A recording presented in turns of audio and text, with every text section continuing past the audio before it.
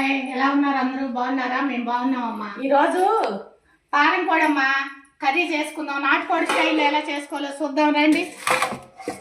ఇదిగోండి పారం కోడి తీసుకొచ్చా. చూసారా ఎంత బాగుందో కండబట్టి. సేమ్ నాటుకోడి వండుకున్నట్టే ఉంటుందమ్మా. నాటుకోడి స్టైల్ ఎలా చేయాలో చూపిస్తా. 1 స్పూన్ పసుపు, కారం, మన కారానికి సరిపడినట్టు కారం 2 స్పూన్లు, కొద్దిగా ఉప్పు, 1 స్పూన్ ఆయిల్ వేసమ్మా. ఇవన్నీ కలుపుకుందాం శుభ్రంగా ఈ ముక్కలకు పట్టేటట్టు.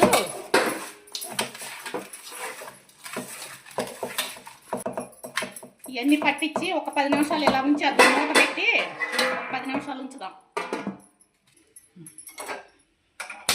స్టవ్ వెలిగించి కుక్కర్ పెట్టుకుందామమ్మా. చికెన్ కదమ్మా, ఒక 3 స్పూన్ల దాకా ఆయిల్ వేసుకుందాం. కొద్దిగా జీలకర్ర వేసుకుందామమ్మా. నూనె వేడెక్కింది. పచ్చిమిర్చి వేసుకుందాం.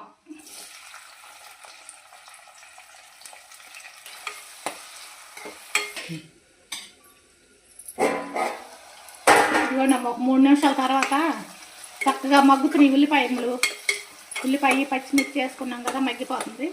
అల్లం వెల్లుల్లిపాయ పేస్ట్ వేసుకుందాం ఇందులో. ఇదిగోండి అమ్మ అల్లం వెల్లుల్లిపాయ పేస్ట్ ఫ్రెష్గా ఇప్పుడే పట్టుకున్నా.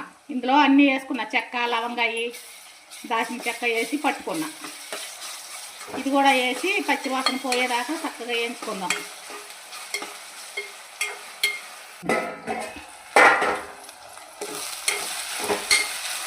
అల్లం వెల్లుల్లిపాయ పచ్చివాసన పోయిందమ్మా. అన్నీ గరం మసాలా వేసి పట్టాం కదా, ఎంత కమ్మట వాసన వస్తుందో ఈ మసాలా. చికెన్ వేసేసుకుందాం ఇప్పుడు.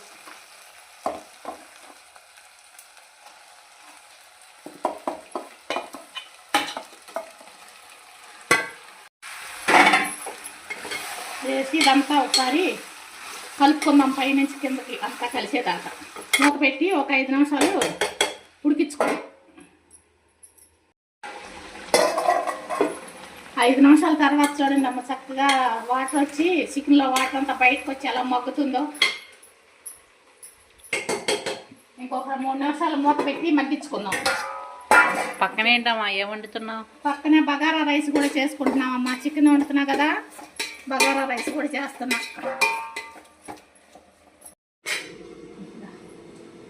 రండి అమ్మ, ఇంకొక 5 నిమిషాల తర్వాత మూత పెట్టి చూసుకుందాం. చూసారా భలే ఉందామా ఎర్రగా. మరి ఏంటనుకున్నా మంచి స్మెల్ వస్తుంది. అలాగా మసాలా అల్లం వెల్లుల్లిపాయ పేస్ట్లు అన్నీ వేసి పెట్టాం కదమ్మా, అందుకనే మంచి వాసన గుమ్మగుమ్మలు ఆడిపోతుంది. చాలా బాగుంది. దగ్గర పడిపోయింది. ఇప్పుడు వాటర్ పోసుకుందామండి. కొంచెం వాటర్ పోసేసుకుందాం.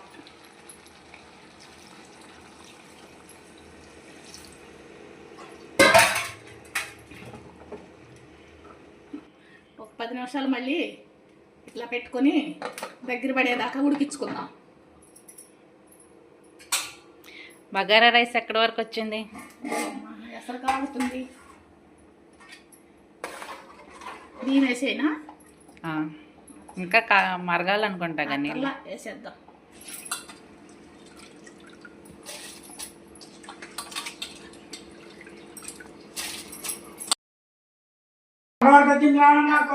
రాయ్యా చూడు, కలర్ఫుల్గా ఉన్నాయి.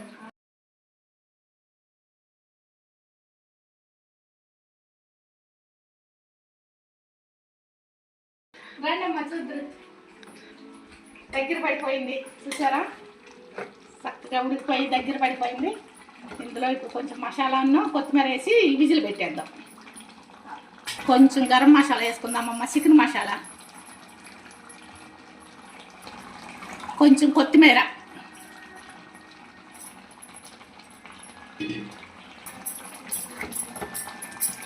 వేసేసాక చికెన్ మసాలా కొత్తిమీర వేసాక విజిల్ పెట్టేసుకొని మూత పెట్టేద్దాం. ఒక 4-5 విజిల్లు రానిద్దామమ్మా. బగారా రైస్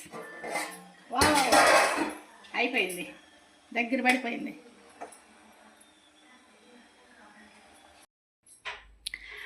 రండమ్మా, నా 5 విజిల్ పెట్టా, 5 విజిల్ వచ్చినాయి, కట్టేసాను పొయ్య. ఎలా ఉడికిందో చూద్దాం. చూసారా వావ్.